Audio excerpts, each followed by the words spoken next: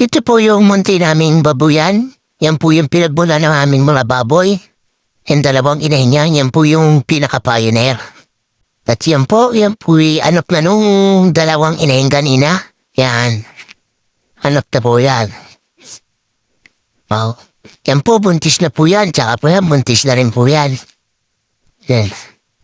Anak din po yun ang dalawa kanina. Kakawalay na po ng mga anak niyan. Kaya tulalain. Yan. Naman po'y buntis. December po ang anak niyan. Oh, at ito naman po yan yung mga nanganak nung nakaraan.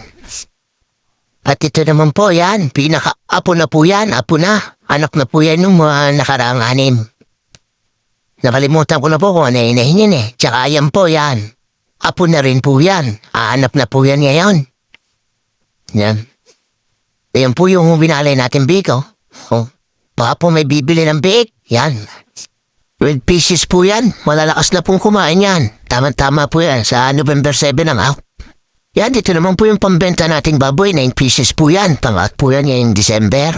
Tapos yan, 3 naman po yan sa ulo yan. Yan, pan-December din po. 11 naman po yan. Yan, pan-December. Sana mataas po ang presyo. Para maganda-ganda kita.